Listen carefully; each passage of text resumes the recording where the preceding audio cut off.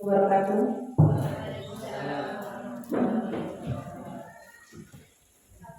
Alhamdulillahirabbil alamin wassalatu wassalamu ala asrofil anbiya'i wal mursalin wa ala alihi wasahbihi ajmain.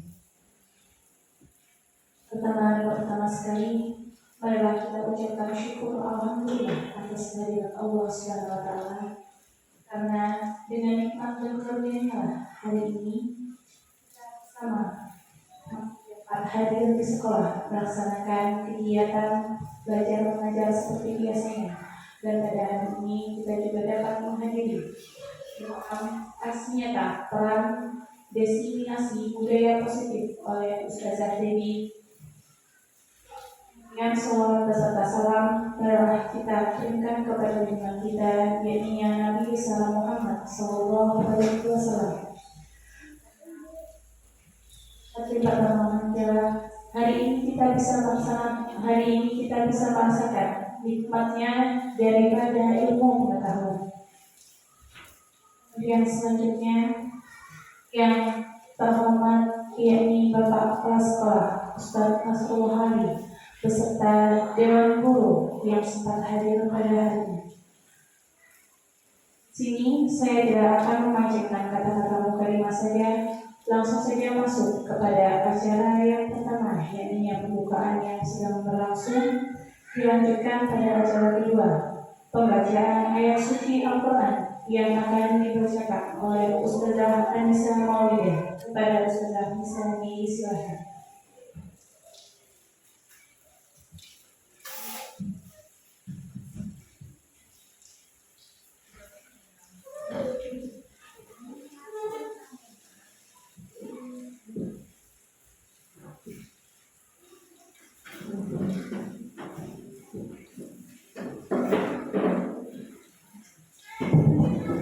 Bismillahirrahmanirrahim. Assalamualaikum warahmatullahi wabarakatuh.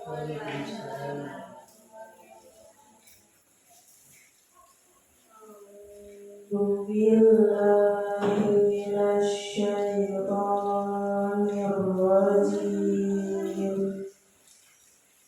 Bismillahirrahmanirrahim.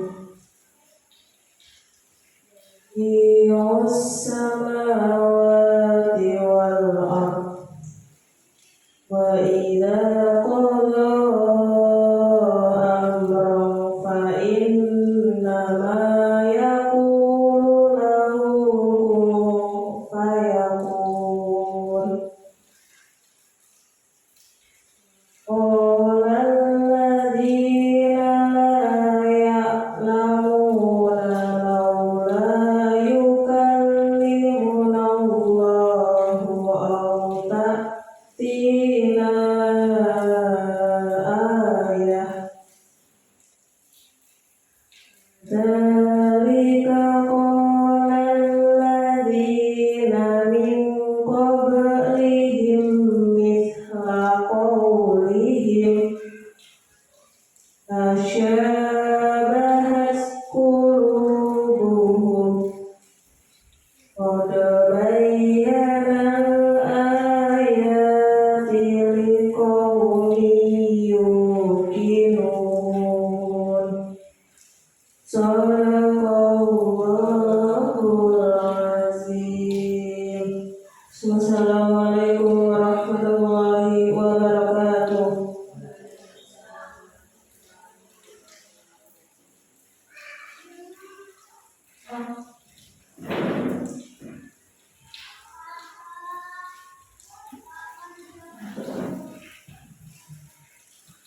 Terima kasih kepada Ustazah Nisa yang telah membacakan ayat suci Al-Quran. Selanjutnya hanya sambutan dari Kepala Sekolah Ustaz Nasrullah Ali. Kepada Ustaz, silakan.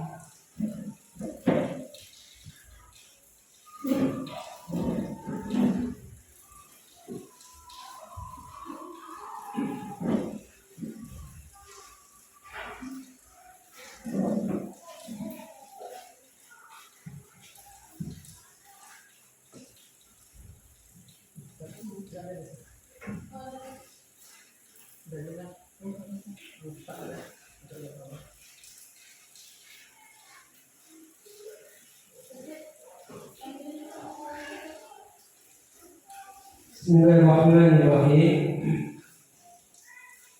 Assalamualaikum warahmatullahi wabarakatuh. Alhamdulillahirabbil alamin. Salatu wassalamu ala asyrafil anbiya'i wal mursalin wa ala alihi wa sahbihi wa subhanahu. Puji dan syukur marilah sama-sama kita panjatkan kehadirat Allah Subhanahu wa taala, berkalimpah rahmat dan karunia Allah. Pada siang hari ini kita masih diberi kesehatan oleh Allah untuk berkumpul di sekolah kita ini dalam rangka mengikuti aksi nyata penerapan diseminasi budaya positif yang akan disampaikan nanti oleh Ustazah Debbie. Seterusnya selawat salam tidak lupa kita hadiahkan kepada junjungan kita, yaitu Nabi besar Muhammad SAW. Ya Ustazah, pada kesempatan hari ini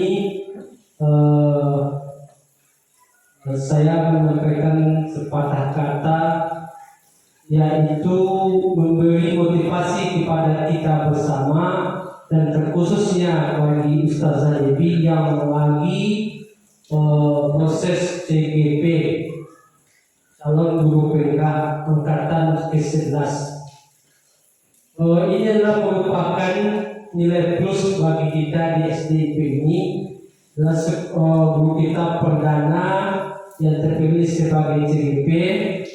Mudah-mudahan dengan ini memberikan kualitas belajar mengajar bagi sekolah kita, dan nanti guru kita ini Zadebi ini bisa mengimbaskan kepada kita semua ilmunya.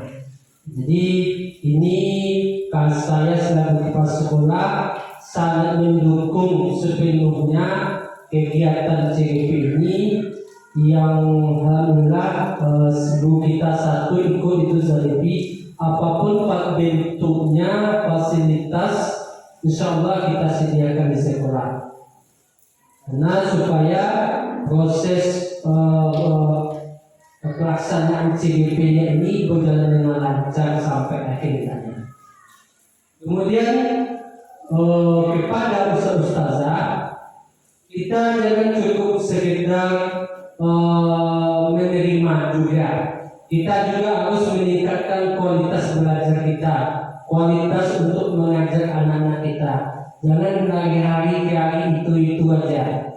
Jadi itu saya minta kepada ustazah untuk ditingkatkan wawasan kita, wacana kita, untuk meningkatkan, untuk mengajar kepada peserta kita supaya lebih maksimal.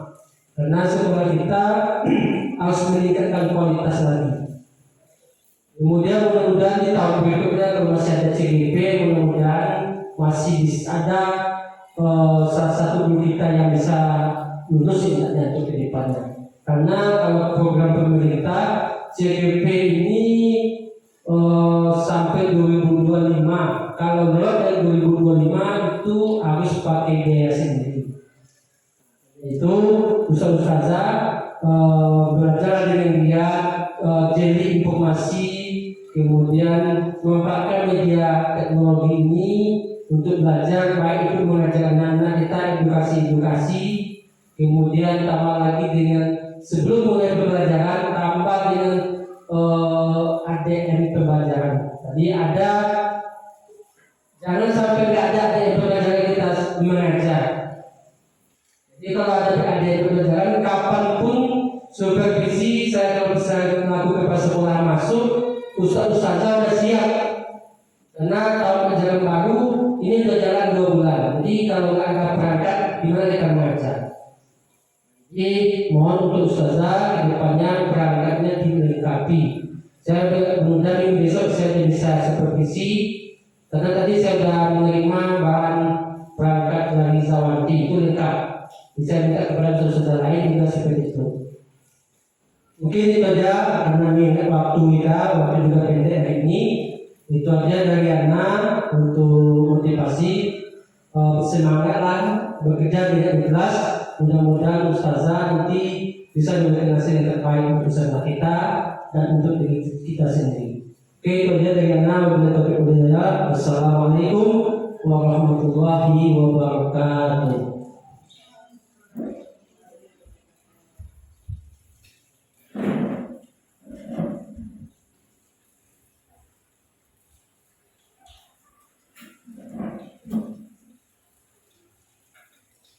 Selanjutnya kita lanjutkan kepada acara ini yang akan dipimpin oleh Ustazah Dewi. Kepada Ustazah disilakan.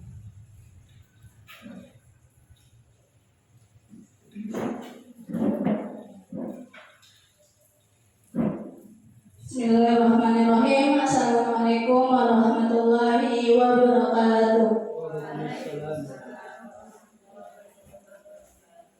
Alhamdulillahirabbil alamin. Alhamdulillah. Puji syukur kita ucapkan kepada Allah dimana pada kesempatan kali ini Allah masih memberikan kita kesempatan untuk berkumpul di ruangan yang kita cintai ini. Selawat beriring yang salam tak lupa pula kita kirimkan buat wujud junjungan kita, yakni Nabi besar Muhammad SAW yang sama-sama kita hormati kepala sekolah yang sudah menghadiri acara pada kesempatan kali ini. Selanjutnya kepada Ustazah yang sudah meluangkan waktunya untuk ikut berpartisipasi pada kegiatan aksi nyata modul 14 budaya positif. Ini adalah sebagai salah satu syarat pemenuhan tugas dari saya pribadi dalam kegiatan guru penggerak ini. Jadi di sini saya akan mengatakan tentang budaya positif, yaitu diseminasi budaya positif, menjelaskan tentang budaya positif apa yang akan kita terapkan di sekolah kita nanti.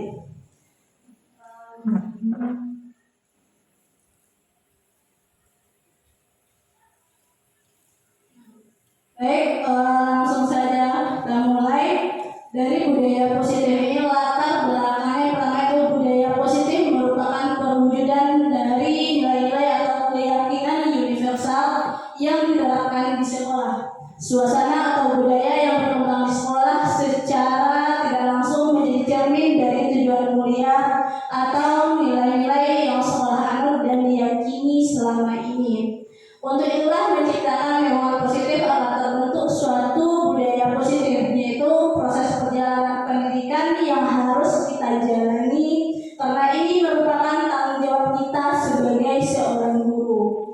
Sebagai seorang pemimpin pembelajaran, suatu lingkungan yang aman dan nyaman akan memberikan murid kesempatan dan kebebasan untuk berproses dan belajar, sehingga mampu menerima dan menyerap suatu pembelajaran. Karenanya sebagai seorang guru harus mampu menciptakan suasana atau lingkungan positif yang sudah tentu berpihak pada murid.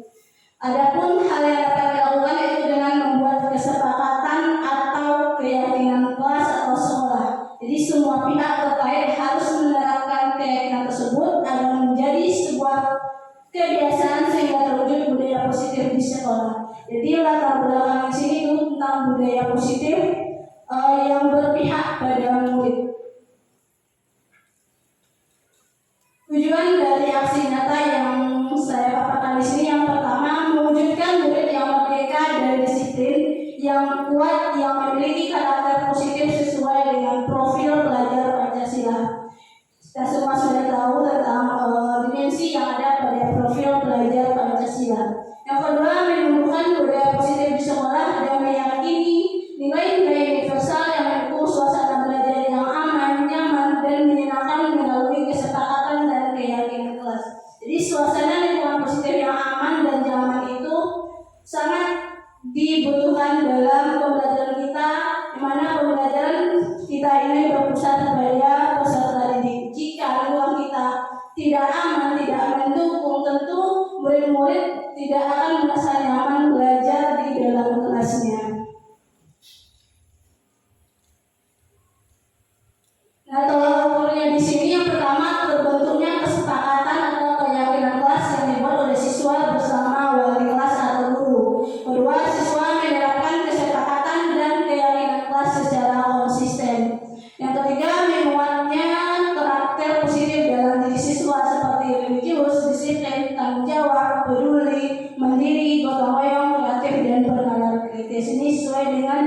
kompetensi yang ada pada profil belajar Pancasila.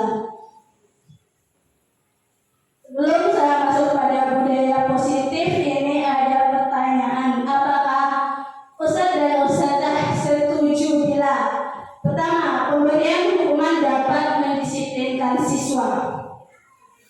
Setuju atau tidak? Ada yang setuju, ada yang tidak. Kita akan jawabannya nanti di akhir akan dijelaskan. Yang kedua, pemberian hadiah dapat meningkatkan prestasi siswa. Setuju, semuanya setuju. Yang ketiga, guru harus mampu memberikan solusi untuk setiap siswa yang bermasalah. Setuju atau tidak? Setuju. 4. Guru berperan sebagai teman bagi siswa. Setuju. Baik. Budaya positif itu merupakan perwujudan dari nilai-nilai atau keyakinan universal yang diterapkan di sekolah. Budaya positif dapat mendorong murid untuk mampu berpikir, bertindak, dan mencipta sebagai proses memerdekakan dirinya sehingga murid mampu mandiri dan bertanggung jawab. Nah, nilai-nilai positif ini seperti jujur, empati, tanggung jawab, saling menghargai, pokoknya yang baik-baik itu, yang positif ini yang akan kita tingkatkan. Nah, dalam konsep inti budaya positif ini ada beberapa yang dipelajari. Yang pertama, perubahan paradigma belajar. Yang kedua, disiplin positif dan nilai-nilai kebajikan universal. Yang ketiga, teori motivasi, hukuman dan penghargaan, restitusi. 4. Keyakinan kelas. 5. Kebutuhan dasar manusia. 6. Posisi kontrol guru. Dan terakhir, segitiga restitusi.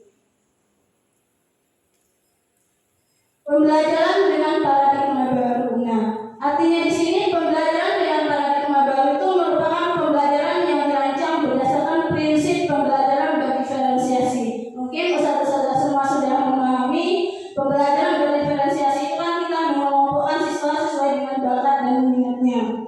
Nah, sehingga peserta didik belajar sesuai dengan kebutuhannya berdasarkan tahap perkembangannya sesuai dengan teori psikologi modern untuk mewujudkan profil belajar Pancasila. Nah, ini profil belajar Pancasila beriman dan bertakwa pada Tuhan Yang Maha Esa, mandiri, bernalar kritis, kreatif, gotong royong, dan berkebinekaan global. Nah, pergeseran paradigma teori kontrol oleh William Glasser.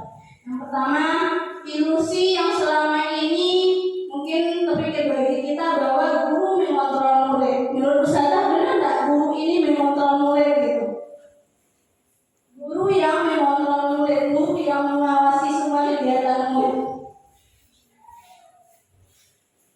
Yang kedua, ilusi semua perbuatan positif, efektif, dan bermanfaat. Yang ketiga, kritik dan membuat orang merasa bersalah dapat menguatkan karakter. Ketika kita misalnya ada anak yang bermasalah terus kita kritik, apakah kita dapat menguatkan karakter anak tersebut? Yang keempat, ilusi bahwa orang dewasa memiliki hak untuk memaksa. Jadi apa kehendak gurunya harus dilakukan oleh murid tersebut. Ya. Nah, selanjutnya, ini dia ada stimulus respon tentang dunia dan tentang teori kontrol tentang dunia. Jadi yang pergeseran paradigma oleh William Glasser tadi. Realitasnya kebutuhan kita sama. Apakah benar kebutuhan kita sama? Tidak. Nyatanya realitas itu kebutuhan kita itu berbeda. Yang kedua, semua orang melihat hal yang sama. Nah, setiap orang itu memiliki gambaran yang berbeda-beda. Selanjutnya kita mencoba mengubah orang agar berpandangan sama dengan kita. Apakah bisa kita seperti itu? Tidak. Nah, jadi yang teori kontrol itu kita berusaha memahami pandangan orang lain tentang dunia. Keempat, perilaku buruk dilihat sebagai suatu kesalahan. Perilaku buruk dilihat sebagai suatu kesalahan. Ya, yang di teori kontrol itu semua perilaku itu memiliki tujuan. Selanjutnya, orang lain bisa mengontrol saya. Misalnya, salah Fitri bisa mengontrol diri saya. Bisa tidak. Nah, jadi hanya kita sendiri yang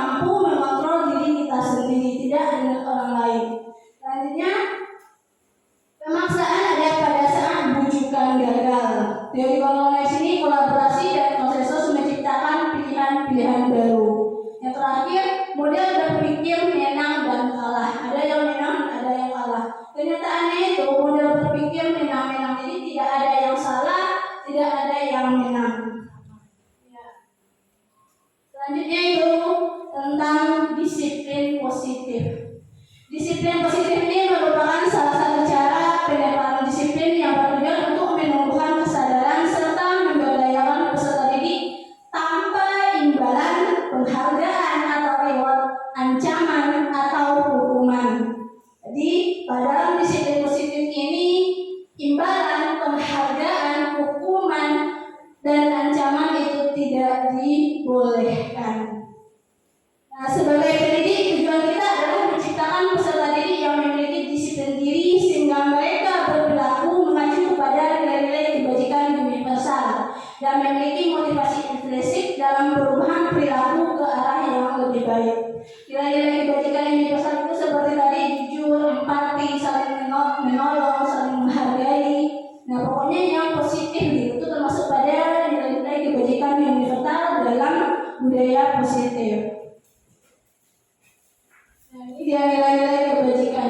Nilai-nilai kebajikan itu sifat-sifat positif manusia yang merupakan tujuan mulia yang ingin dicapai setiap individu, yang mana sifat-sifat tersebut bersifat universal.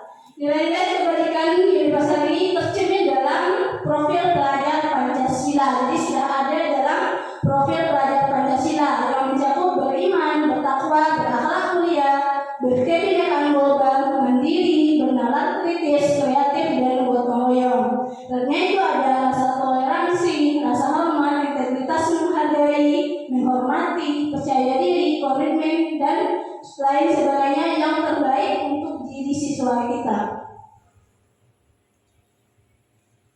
Ternyata kebutuhan dasar manusia. Kebutuhan dasar manusia ini adalah unsur-unsur yang dibutuhkan oleh manusia dalam menjaga keseimbangan baik secara fisiologis maupun psikologis. Hal ini tentunya bertujuan untuk mempertahankan kehidupan dan kesehatannya. Nah, ini teori motivasi, hukuman, dan penghargaan serta restitusi. Nah, hukuman biasanya ini sebagai contoh. Kalau anak kita bermasalah, kita langsung memberikan hukuman. Ya, tentu yang kita lakukan pertama itu menanyakan dahulu penyebabnya apa. Nah, hukuman ini bersifat tidak terencana atau tiba-tiba. Anak atau murid tidak tahu apa yang akan terjadi dan tidak dilibatkan.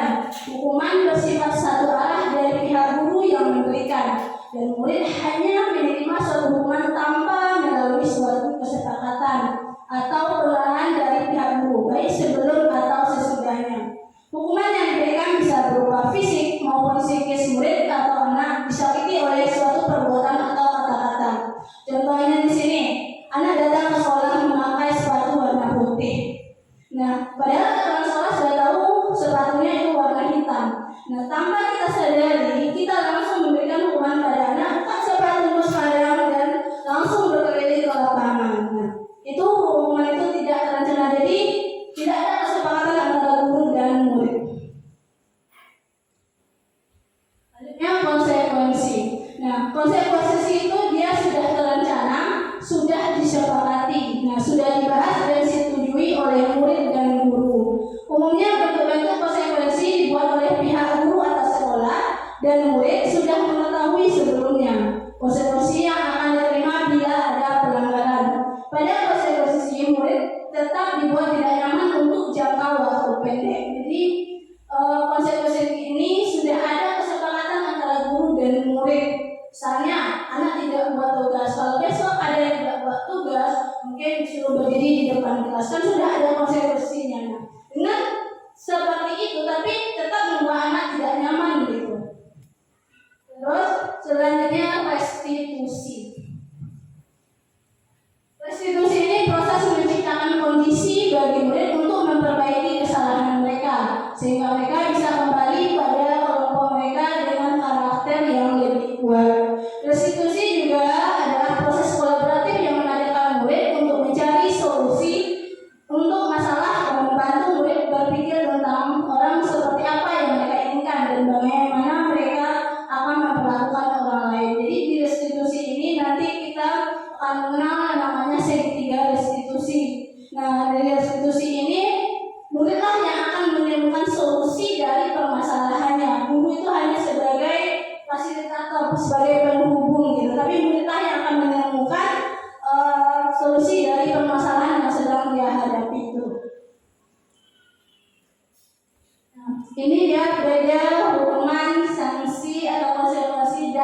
restitusi. Hukuman itu dia bersifat negatif. Ya, hukuman dia bersifat negatif, konsekuensi itu dia netral, dan restitusi ini dia bersifat positif. Nah, contohnya di sini saya tidak membacakan semuanya mungkin, tapi inilah banyak, salah satu saja. Yang pertama itu pada hukuman, ketika dia memberikan hukuman itu bagi sesuatu yang menyakitkan harus terjadi. Nah, dampaknya itu pada murid, misalnya nanti kita berikan hukuman berupa fisik atau verbal sampai kita menunjuk siswa kalau dia sudah bersalah. Nah, itu akan berdampak pada murid. Nah, misalnya saja setelah kita menghardik siswa, bisa jadi nanti siswa itu akan jadi dendam bagi kita. Nah, dia dendam pada guru yang telah memberikan hukumannya. Jadi itu adalah bersifat negatif. Yang kedua, konsekuensi. Nah, konsekuensi itu sesuatu yang harus terjadi tapi dia netral. Yang ketiga, restitusi. Nah, restitusi ini merupakan pilihan. Dia bersifat positif. Di restitusi inilah nanti ketika siswa bermasalah, nah siswa itu akan menemukan solusi dari permasalahannya sendiri. Tapi masih dalam kontrol dari seorang gurunya. Guru hanya mengarahkan saja. Ini banyak contoh dari hukuman, konsekuensi, dan restitusi. Nah, di hukuman ini satu lagi contohnya, awas kalau dilakukan lagi ya, nanti awas kamu. Kan itu sebenarnya mengancam siswa itu akan merusak psikis bagi seorang siswa. Nah, ini konsekuensinya lakukan apa yang saya lakukan. Jadi memberikan contoh kepada murid yang selanjutnya, apakah hal ini yang sesungguhnya ingin kamu lakukan. Jadi kita memberikan pilihan kepada murid. Nah, nanti murid akan menjawab sesuai keinginannya. Ini ada contoh setelah dari pemaparan saya tentang hukuman, konsekuensi, dan restitusi tadi. Menurut ustazah semua, mencatat 100 kali dalam buku, saya tidak akan terlambat lagi. Ini apakah konsekuensi atau hukuman? Hukuman, ya benar. Nah, ini adalah hukuman. Yang kedua, lari mengelilingi lapangan basket sebanyak 2 kali putaran karena datang terlambat ke sekolah. Hukuman atau konsekuensi? Ini masuk kepada konsekuensi karena di sini dia datang terlambat ke sekolah. Nah, yang ketiga, membersihkan coretan yang dibuatnya di atas meja. Anak mencoret meja, bersihkan lagi, itu masuk hukuman atau konsekuensi? Hukuman. Ya, ini termasuk kepada hukuman. Yang keempat, murid diminta push up 15 kali karena tidak menggunakan masker ke sekolah. Maaf, nomor membersihkan coretan tadi ya, konsekuensi, maaf. Ini ya, karena ada coretan di meja dan dia membersihkan, ini masuk pada konsekuensi. Maaf. Yang keempat, murid diminta push up 15 kali karena tidak menggunakan masker di sekolah. Hukuman yang benar. Yang selanjutnya, berdiri depan kelas sambil mengangkat satu kaki karena tidak bisa menjawab pertanyaan. Hukuman. Yang selanjutnya, lari keliling lapangan karena terlambat datang 10 menit saat jam pelajaran PJOK. Konsekuensi karena dia terlambat datang saat jam pelajaran PJOK.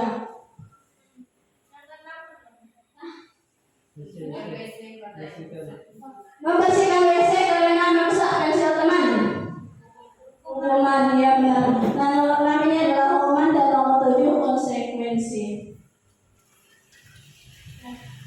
Dihukum oleh penghargaan. Nah, tadi contohnya ketika ada murid yang bisa menjawab kuis yang kita berikan, terus kita berikan penghargaan, apakah ini bersifat positif atau tidak. Nah, dihukum oleh penghargaan di sini dia peluangnya jangka pendek dan jangka panjang. Artinya setiap kita memberikan kuis, contohnya saja, apakah kita terus memberikan anak ini reward gitu? Tidak. Nah, jadi dia akan berpengaruh pada jangka pendek dan jangka panjangnya. Kan tidak mungkin setiap setahun kita di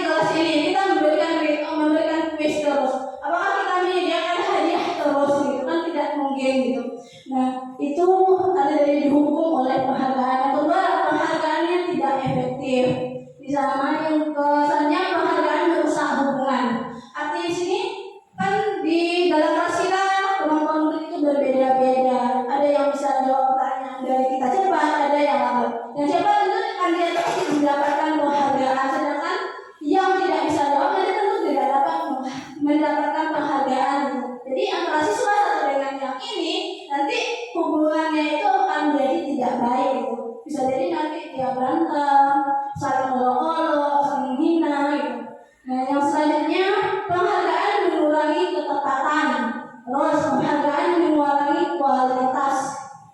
Terus penghargaan mematikan kreativitas dan penghargaan ini menghukum. Nah, yang kita perlukan di sini apa? Motivasi dalam diri siswa kita sendiri, motivasi intrinsik dalam dirinya. Maksudnya di sini dia itu ingin berubah itu bukan hanya karena penghargaan yang kita berikan, tapi memang dalam dirinya sendiri itu dia ingin berubah itu. Jadi, tidak hanya karena imbalan atau reward atau penghargaan dari gurunya. Nah, ini kita masuk pada keyakinan kelas. Nah, mengapa keyakinan kelas bukan peraturan kelas? Mungkin dari Bapak Ustazah sudah ada membuat keyakinan kelas. Menurut Ustazah semua, mengapa keyakinan kelas dan bukan peraturan kelas? Apa? Yakin mau dilakukan. Kalau peraturan peraturan tidak memaksa. Peraturan itu sudah memaksa. Kalau keyakinan dengan kesadaran sendiri ya. Jadi peraturan dan keyakinan itu berbeda. Peraturan kelas itu, nah peraturan dibuat oleh guru tanpa melibatkan siswanya. Jadi apa yang diinginkan oleh guru, murid harus melakukan yang sudah tertulis ini gitu. Tapi kalau keyakinan kelas bersama-sama guru dan siswa itu apa yang kita mau untuk kedepannya di kelas ini itu sudah menjadi kesepakatan bersama gitu. Jadi sudah diyakini oleh bersama warga kelasnya. Apapun konsekuensinya nanti tentu yang sudah diyakini akan dijalankan. Contohnya di sini, mengapa kita memiliki peraturan tentang penggunaan helm pada saat mengendarai roda dua atau motor? Menurut Ustazah semua apa? Nah, untuk melindungi keselamatan kita itu adalah satu keyakinan kita. Tapi kalau hanya untuk mematuhi rambu-rambu lalu lintas itu adalah pada peraturan, mematuhi peraturan. Terus, mengapa kita memiliki peraturan tentang penggunaan masker dan mencuci tangan setiap saat? Kita menggunakan masker nih kan punya. Mengapa kita menggunakan masker? Menjaga kita dari virus. Itu keyakinan kita kan tidak ada aturan dari sekolah. Jadi penggunaan masker ini ke aturan dari apa? Keyakinan dari diri kita sendiri. Ini tadi keyakinan kelas itu merupakan kesepakatan kelas yang diyakini bersama guru dan murid dengan harapan dapat meningkatkan kedisiplinan murid. Jadi keyakinan kelas itu dibuat oleh guru bersama dengan murid-muridnya.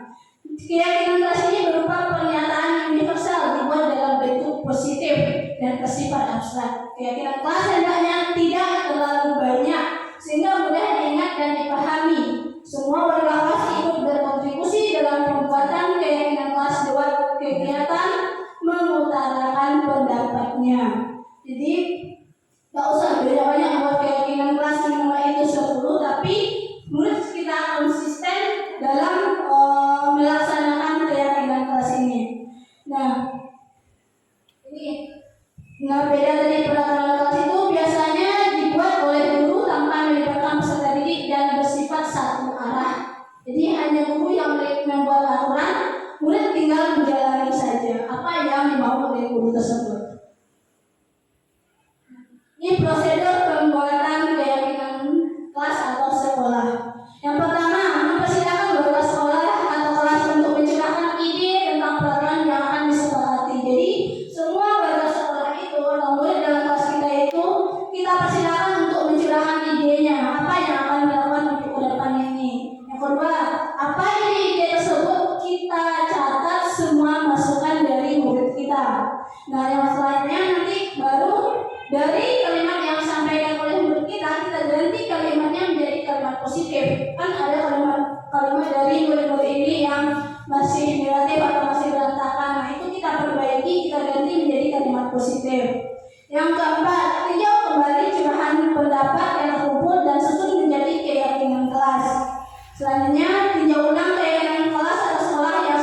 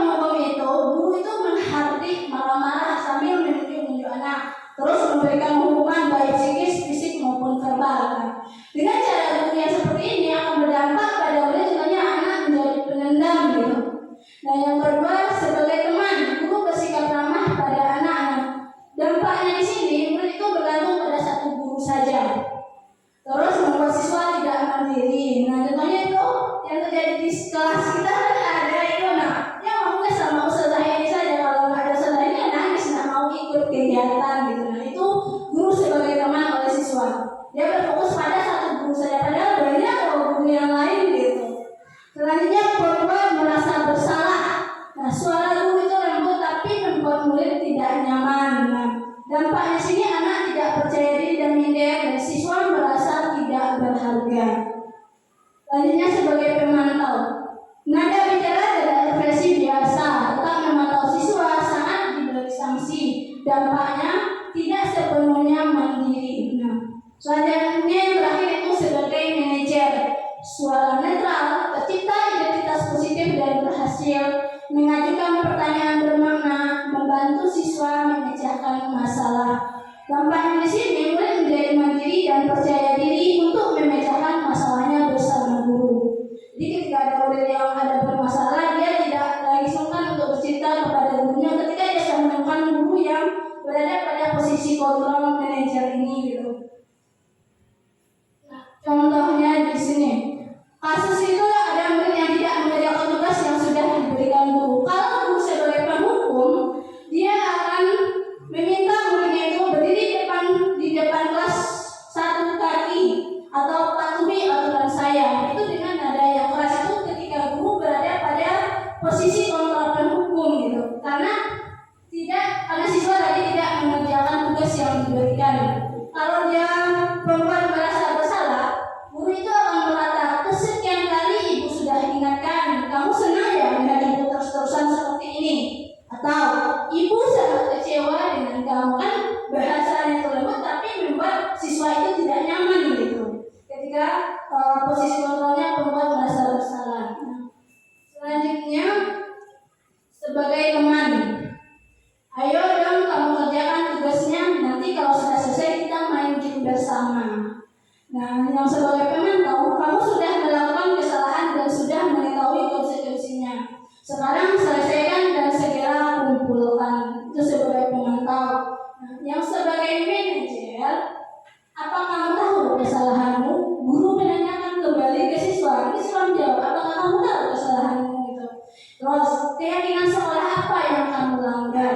Tadi kita sudah berkeyakinan kelas. Nah, siswa itu sudah tahu. Jadi ditanyakan kembali keyakinan sekolah apa yang sudah dilanggar. Terus, apa yang kamu lakukan untuk memperbaikinya?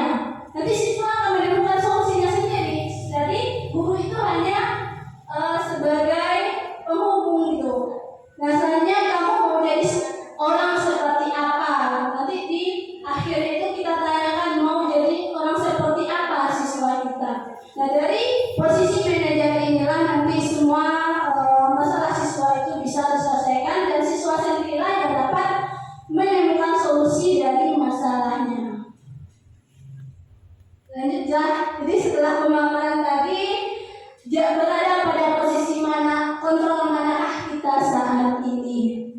Tentu yang kita harapkan sebagai manajer gitu ya. Jadi sebagai manajer. Lanjutnya ini kebutuhan dasar manusia. Jadi kita sebagai manusia itu memiliki kebutuhan dasar, yaitu kebutuhan dasar ada 5. Yang pertama, bertahan hidup atau survival, yaitu tentang kesehatan, rumah dan makanannya. Terus kasih sayang dan diterima, itu keinginan untuk tetap terhubung dengan orang lain. Lainnya kebebasan, mandiri, memiliki pilihan, mencoba hal baru, mampu mengendalikan arah diri sendiri. Terus kesenangan, bermain, humor, tertawa, antusiasme. Terus penguasaan, keinginan untuk dianggap berharga dan membuat perbedaan bisa membuat pencapaian kompeten diakui dan dihormati. Jadi 5 kebutuhan dasar ini harus kita miliki. Apabila salah satunya tidak ada, kita akan merasa menjadi orang yang gagal gitu. Contohnya pada diri anak saja. Anak itu kalau kita suruh untuk belajar terus, tentu dia akan menjadi bosan. Dia butuh waktu bermain dengan teman-temannya. Jadi itu berada pada kebutuhan kesenangan. Pertanyaan lagi, sedikit lagi. Aku senang main kejar-kejaran dengan guru. Nah, ini termasuk kebutuhan mana menurut Ustazah? Aku senang main kejar-kejaran. Kesenangan. Nah, di sini sudah ada kesenangan. Aku senang main kejar-kejaran.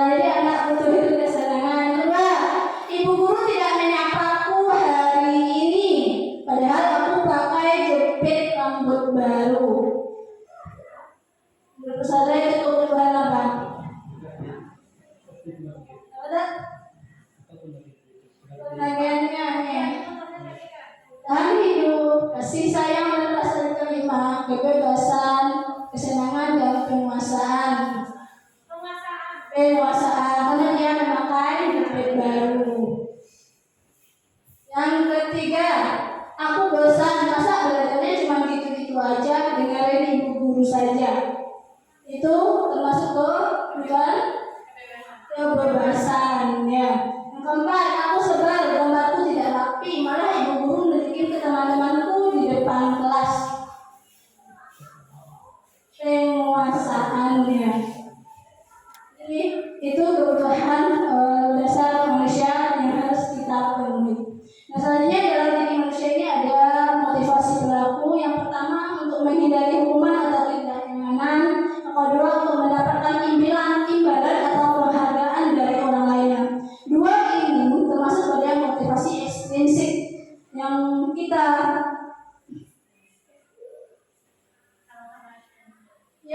ini motivasi intrinsik yang terakhir. Motivasi untuk menjadi orang yang mereka inginkan dan menghargai diri sendiri dengan nilai-nilai yang mereka yakini. Ini adalah motivasi intrinsik. Salah ketik, mohon maaf. Ini yang terakhir, segitiga restitusi. Nah, segitiga restitusi ini proses dialog yang dilakukan guru atau orang tua agar dapat memasukkan murid yang mandiri dan bertanggung jawab. Segitiga restitusi ini membantu murid memiliki tujuan, disiplin positif, dan memperbaiki dirinya setelah berbuat salah. Terus restitusi bukan untuk menebus kesalahan, namun untuk belajar dari kesalahan. Kita lihat itu segitiga restitusi ini dia.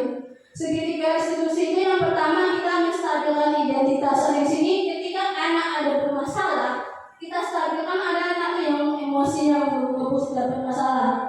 Nah, kita stabilkan dulu identitasnya.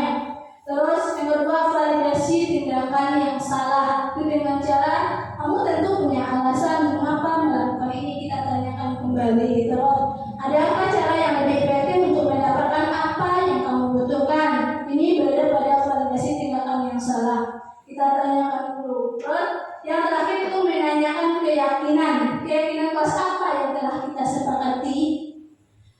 Bisa juga kamu ingin menjadi orang yang seperti apa? Ini hanya sebagai contoh ya, karena mungkin masih ada yang contoh-contohnya yang lain gitu. Lanjut ya, mengingat waktu. Nah, ini dia menstabilkan identitas itu. Bisa kita tanyakan dengan cara berbuat salah itu manusiawi atau tidak ada manusia yang sempurna. Terus Bapak Ibu juga pernah melakukan kesalahan seperti ini.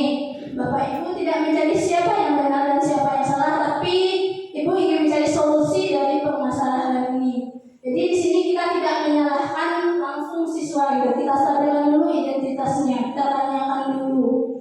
Selanjutnya, validasi tindakan yang salah. Kamu pasti punya alasan mengapa melakukan hal ini. Contohnya saja ini, ada di kelas kita itu seorang anak si A memarahi si B. Nah, alasannya apa? Kita tanyakan, kamu pasti punya alasan melakukan hal ini. Nanti dia akan menjawabnya, dia tidak pikir terus gitu. Itu alasannya dia memarahi temannya itu, atau sampai ada yang berkata-kata yang tidak baik. Terus padahal kamu bisa melakukan yang lebih buruk dari ini ya. Kamu patut bangga pada dirimu sendiri karena kamu telah melindungi sesuatu yang penting buat kamu. Kamu boleh mempertahankan sikap itu, tapi kamu harus menambahkan sikap yang baru. Selanjutnya itu menanyakan keyakinan. Dari setelah cerita dengan siswa tadi yang bermasalah itu, kita tanyakan keyakinannya. Apa keyakinan kelas kita? Nanti siswa itulah yang akan menemukan kembali. Terus nilai-nilai apa yang telah kita sepakati? Seperti apa gambaran kelas yang ideal menurut kamu? Kamu mau jadi orang yang seperti apa? Ini hanya sebagai contoh pada fase menanyakan keyakinan ini. Pada proses menanyakan keyakinan. Baiklah, itu pemaparan materi dari saya tentang budaya positif. Saya minta refleksinya dari apa yang sudah saya sampaikan tadi. Ada dua refleksi yang minta, itu hal baik apa yang Bapak Ibu dapatkan hari ini. Mungkin ada dua orang dari saya yang memberikan komentar tentang hal baik apa yang telah didapatkan hari ini dari pemaparan materi budaya positif. Yang kedua, bagaimana perasaan Bapak dan Ibu setelah mendapatkan materi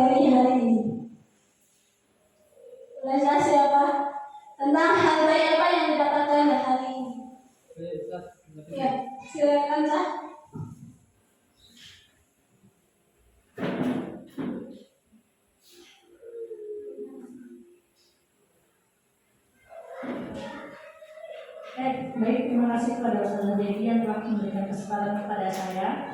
Saya akan memberikan refleksi yang pertama, hal baik apa yang Bapak atau Ibu dapatkan hari ini. Hari ini saya mendapatkan ilmu baru bahwa setiap anak itu kan memiliki keistimewaannya. Tidak bisa kita menyamakan satu anak dengan anak yang lain. Jadi yang poin penting hari ini adalah tentang kesepakatan kelas. Mungkin selama ini kita mengajar hanya tahu dengan hukuman, dengan reward, tanpa menanyakan mau jadi apa kamu sebenarnya. Padahal setiap kali kita menanyakan cita-cita anak, pasti mereka punya cita-cita ya.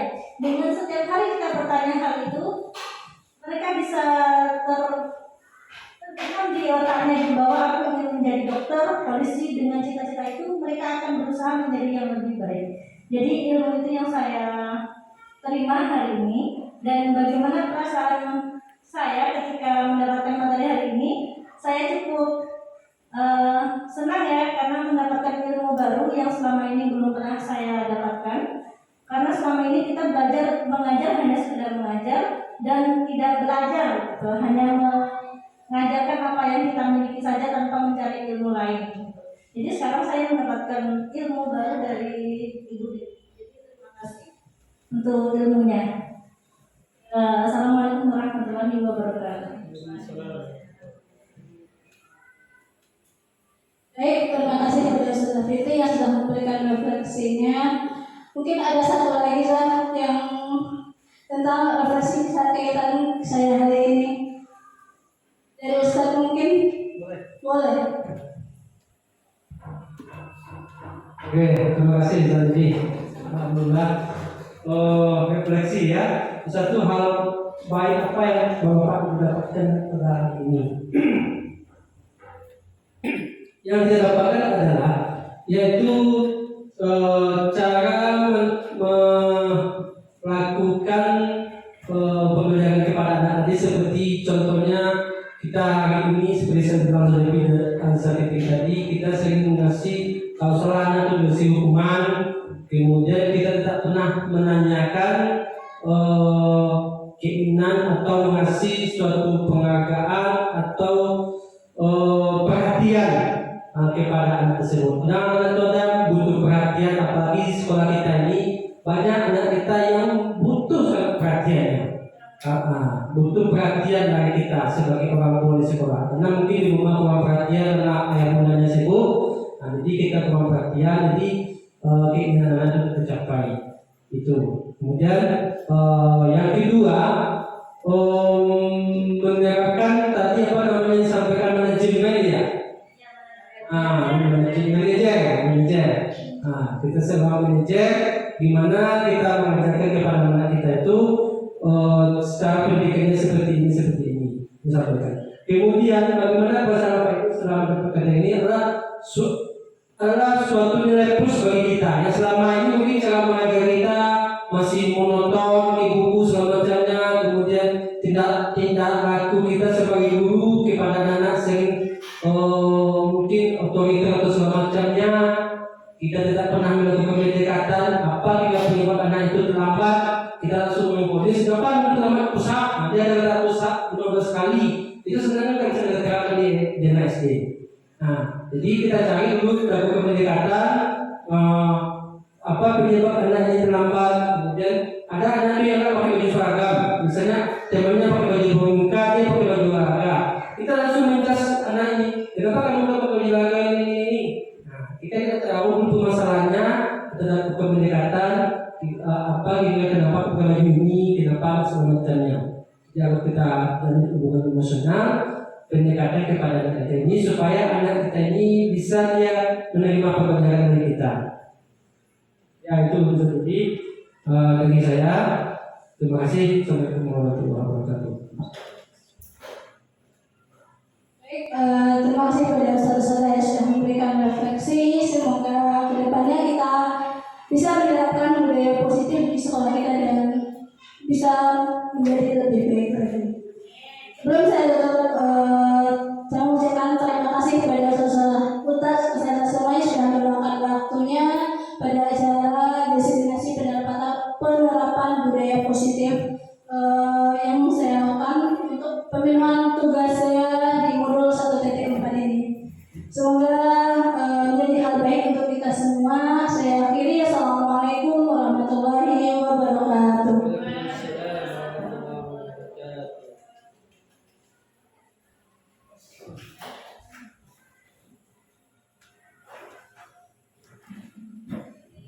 Dengan berakhirnya penyampaian yang diberikan oleh Peserta Demi pada hari ini, maka berakhir pula acara kita pada hari ini.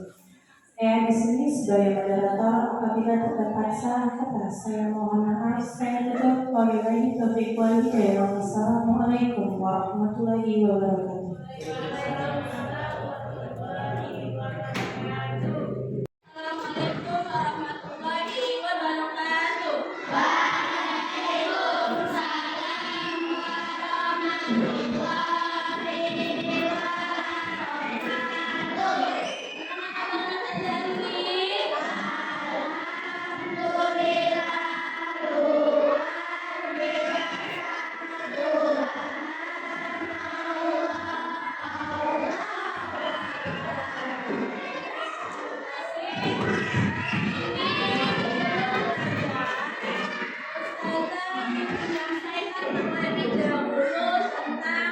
Keyakinan kelas atau kesepakatan kelas. Pernah dengar nggak kata kesepakatan kelas atau keyakinan kelas?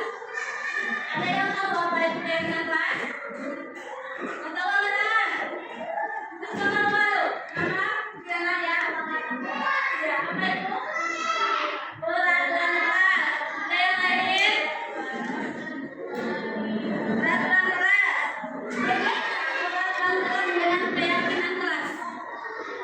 Dan nanti ada tuh peraturan kelas, ada keyakinan kelas.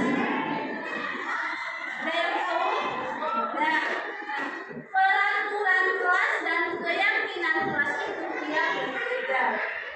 Nah, peraturan kelas itu dibuat oleh guru saya tanpa melibatkan peserta didiknya, tanpa melibatkan anak-anaknya. Jadi peraturan itu hanya dari guru saja. Nanti hanya melakukan perintah dari guru peraturan. Tapi kalau keyakinan kelas, kita semua dalam kelas ini, anaknya, gurunya itu semua mengeluarkan ide dan menyatakan tentang keyakinan apa yang akan kita jalani ke depannya. Jadi keyakinan kelas itu dibuat bersama antara murid dan guru. Bisa dibedakan? Nah, tadi peraturan itu siapa yang buat? Melibatkan siswa kan? Nah, kalau keyakinan? Nah, keyakinan kelas itu dia melibatkan siswa dan guru. Jadi bersama-sama membuat apa yang akan dijalankan untuk ke depannya. Atau seperti apa yang akan dijalani dalam kelas ini. Ya, sekarang sederhana contoh dari peraturan seperti itu. Sekolah tepat waktu. Kalau peraturan di sekolah, yang buat ke sekolah, anak saya kan tidak ikut buat peraturan. Nah, sekarang di dalam kelas. Nah, contoh akan dalam kelas apa? Tidak membuang sampah sembarangan. Nah, itu aturan. Kalau kita jadikan keyakinan, nah, kami tidak membuang sampah sembarangan. Keyakinan kelas berarti sama-sama kan? Nah, sama-sama setuju tidak membuang sampah sembarangan. Ada lain yang contohnya keyakinan kelas? Apa lain keyakinan kelas? Siapa yang mau melakukannya? Piket bersama apa lagi?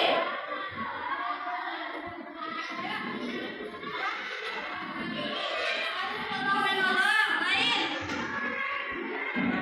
Menghormati. Nah, itu nanti contoh dari keyakinan kelas. Orang sudah tahu kan apa keyakinan kelas kedepannya? Keyakinan kelas itu yang baik yang kita lakukan untuk kedepannya demi kelas kita itu seperti apa nantinya. Demi keamanan dan kenyamanan kita bersama. Ya, sekarang saudara berikan kertas statement ini atau saudara menulis keyakinan seperti apa yang akan kita lakukan di kelas ini. Ya. Masing-masing saudara mendapatkan ini nanti setelah ditulis langsung ditempelkan di solusi. Ya. Satunya satu aja. Boleh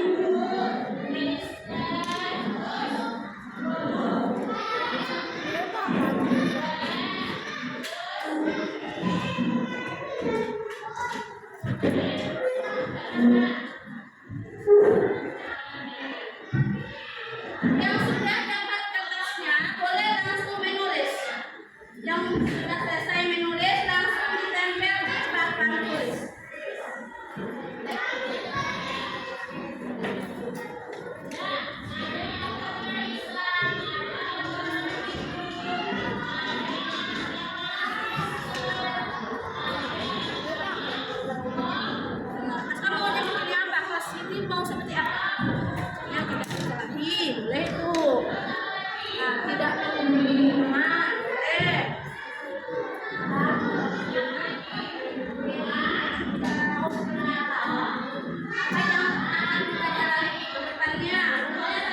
Jujur bisa, tidak berani, datang ke sekolah tepat waktu, saling menghargai, dengan tepat waktu, mengumpulkan tugas yang diberikan guru. Nah, saling menghargai, saling menghormati. Ada yang selesai? Nah, yang sudah selesai kita bagi bagian ini. Ya.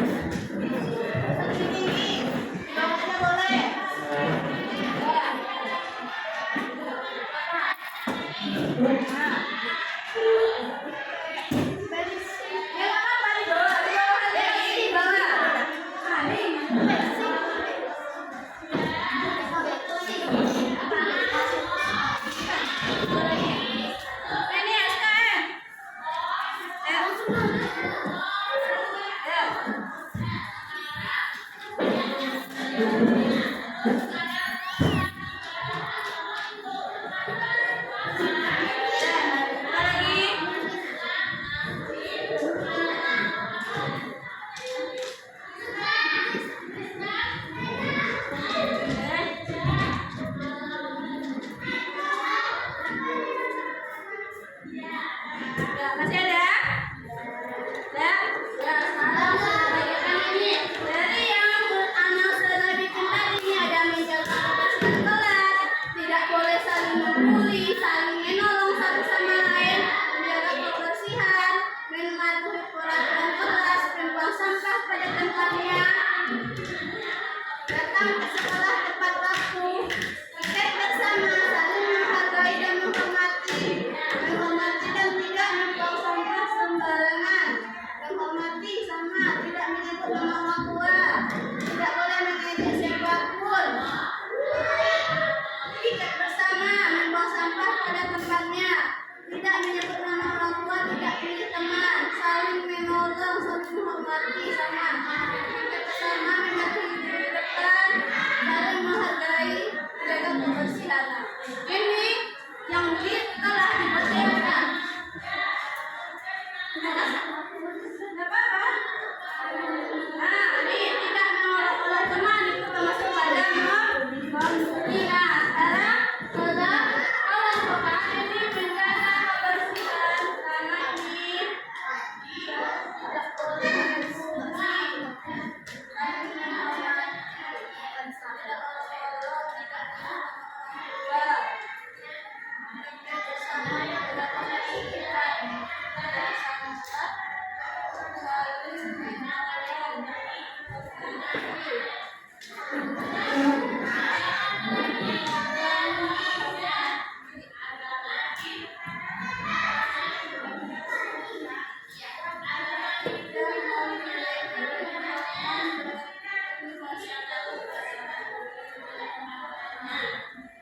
Bersama menjaga kebersihan, saling menghormati,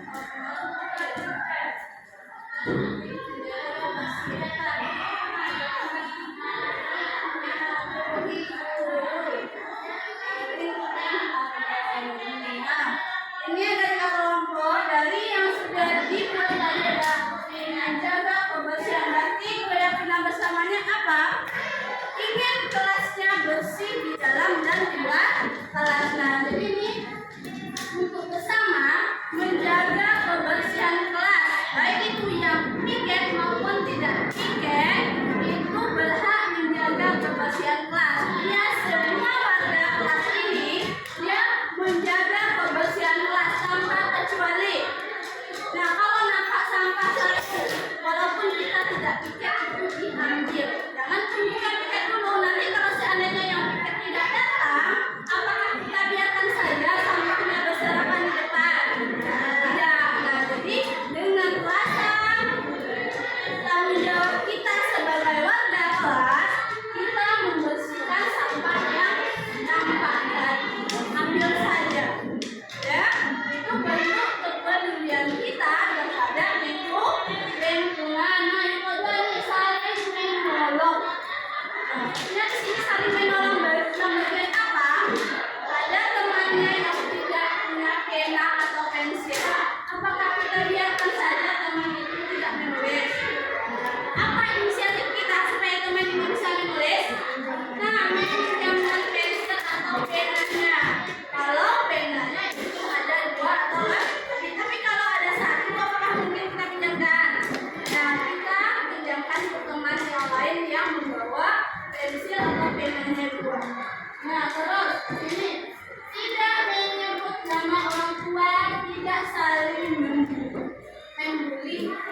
Ya, baik itu nama orang tuanya, namanya sendiri, tidak boleh disebut. Ya, tidak boleh mengejek. Nah, ini masuk pada saling menghormati dan saling menghargai satu sama lain. Nah, terus mematuhi guru yang ada di depan. Ya, nah, selain ini ada tambahannya tidak? Datang ke sekolahnya bagaimana? Datang ke sekolah bagaimana? Itu kalau belum ada. Nah, datang ke sekolah tepat waktu. Datang ke sekolah tepat waktu. Ini tentang disiplin waktu. Ya. Nah, disiplin waktu siapa lagi? Mengumpulkan tugas tepat waktu. Ya. Dari yang menafsirkan ini tadi, kita sepakati bersama kesepakatan kelasnya.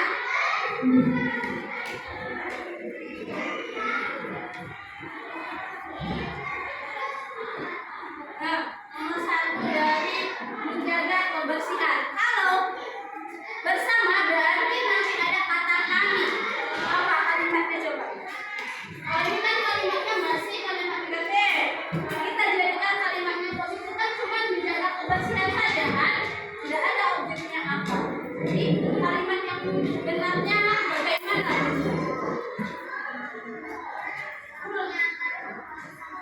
Nah, kami membuang sampah pada tempatnya. Yang lain apa? Ada? Kami apa? Cuma satu orang? Jadi, kami kami menjaga kebersihan. Kami menjaga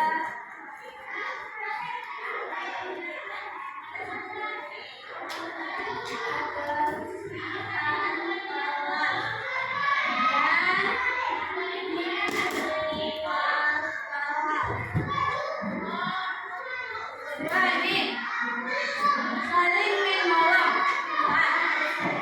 Nah, kami saling menolong, kami saling membantu antar sesama. Kami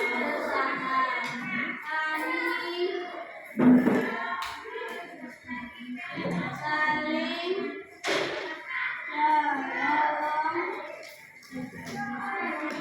antar teman.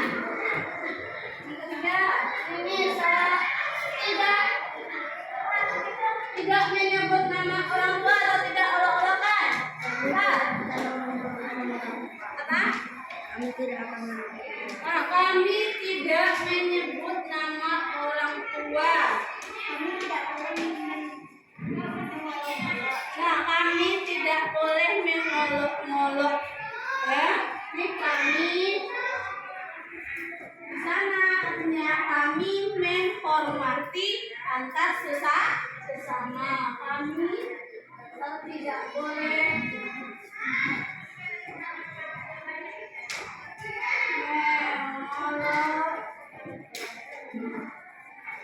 mengolok nama orang tua. Ini bertiga. Nah, mematuhi guru di depan. Apa kalimatnya? Kami mematuhi. Nah, kami mematuhi. Kami mematuhi semua guru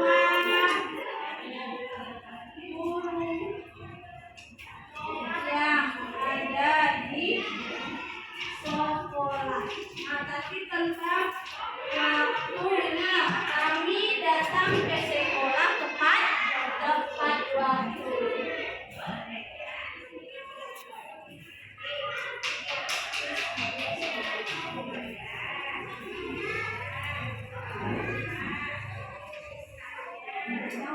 Selanjutnya tentang tadi ada tentang tugas apa?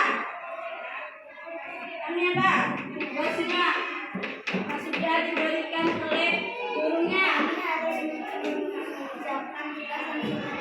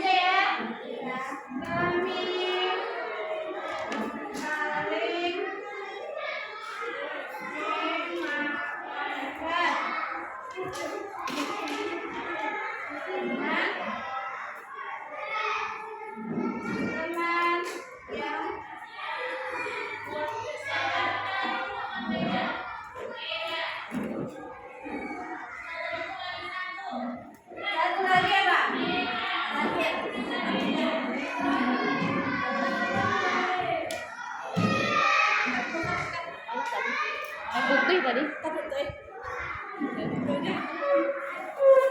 Yang terakhir.